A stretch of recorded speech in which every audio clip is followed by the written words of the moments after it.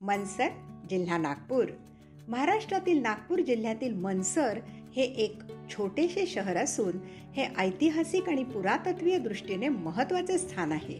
या भागात अनेक पुरातत्व अवशेष आणि कलाकृती सापडल्या आहेत, ज्यामुळे या प्रदेशाचा इतिहास आणि संस्कृतीची मौल्यवान माहिती मिळते. या क्षेत्राचे पहिले व्यापक सर्वेक्षण 1933 मध्ये टी.ए. वेलस्टेड यांनी केलेले असून त्यांनी मनसर येथे बौद्ध मठाचे अवशेष तसेच अश्वमेध आणि इतर पुरातन वस्तूंच्या अवशेषांची नोंद केलेली आहे. साल 1994-95 मध्ये भारतीय पुरातत्व सर्वेक्षणाचे श्री अमरेंद्रनाथ यांच्या निर्देशनात आणि साल 1998 ते 2008 पर्यंत श्री ए.के. शर्मा आणि श्री जगतपती जोशी यांनी बोधिसत्व नागार्जुन मेमोरियल इन्स्टिट्यूट नागपूरच्या माध्यमातून मनसर येथे व्यापक उत्खनन केले. मनसर येथील प्राचीन अवशेष विस्तीर्ण परिसरात पसरलेले आहेत आणि उत्खननकर्त्यांनी विखुरलेल्या टेकड्यांना MNS1, MNS2 आणि MNS3 असे नाव दिले. उत्खननात 3 प्रमुख सांस्कृतिक कालखंड मिळाले.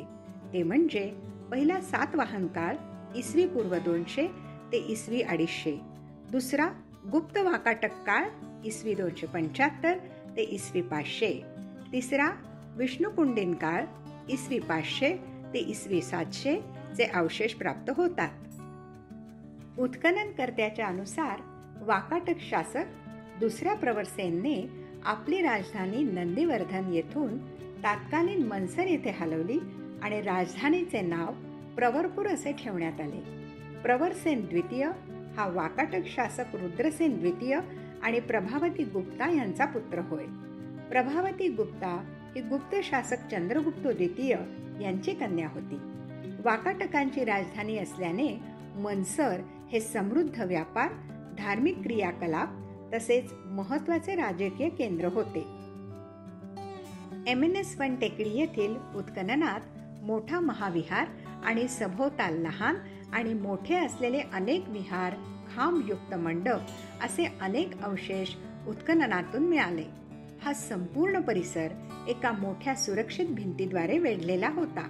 संरचनात्मक अवशेषांसह सातवाहन काळातील मातीची भांडी, तांबे आणि लोखंडी वस्तू, भाजलेल्या मातीपासून बनवलेले असे गोलाकार नाण्यांचे साचे, चितपट दोन्ही प्राप्त झाले आहेत. वाकाटकांच्या पतनानंतर आंध्र प्रदेशातील विष्णुकुंडींच्या प्रभावाखाली टेकडीच्या शिखरावर एक बौद्ध स्तूप बांधला गेला. MNS2 टेकडीवर पक्क्या विटांनी बांधलेले एक पश्चिममुखी शिवमंदिर आहे. उत्खननात मंदिराचे अवशेष अधिष्ठान स्तरापर्यंत मिळाले होते. मंदिराचा विन्यास ताराकृती, ताऱ्याच्या आकाराचा असून अधिष्ठान सुशोभित आहे. गर्भगृहानंतर अंतराल आणि मंडप असा मंदिराचा विन्यास आहे. गर्भगृहात काळ्या ग्रॅनाइट दगडापासून बनवलेले शिवलिंग सापडले आहे. आतून आणि बाहेरून चुन्याच्या प्लास्टरचे अवशेषही मिळतात. हिडिंबा टेकडी म्हणून ओळखल्या जाणाऱ्या MNS3 टेकडीवरील संरचनात्मक अवशेषांमध्ये एक मोठी विविधता आढळते. टेकडीच्या पायथ्याशी गोलाकार आणि चौकोनी खोल्यांची एक मालिका आहे, ज्यामध्ये शिवलिंग स्थापित आहे. उत्खननात मंदिराच्या पायथ्याशी अनेक शिल्प आढळली. बहुधा ही मंदिरे शैव पंथातील शिल्पांनी सुशोभित असतील. वाकाटकांच्या अस्तानंतर विष्णुकुंडीन राजाच्या प्रभावाखाली टेकड्यावर एक बौद्ध स्तूप बांधण्यात आले, जो बॉक्स पॅटर्नमध्ये पक्क्या विटांनी बनवला होता. टेकडीच्या शिखरावर उत्खननात यज्ञकुंडाच्या अवशेषांसह शेनचिती, गरुडाच्या आकाराची वेदी आणि कुर्मचिती, कासवाच्या आकाराची वेदी म्हणून ओळखल्या जाणाऱ्या 2 यज्ञवेदी आढळून आल्या. उत्खननात चुन्यापासून बनवलेल्या मानवी प्रतिकृतीचा वापर करून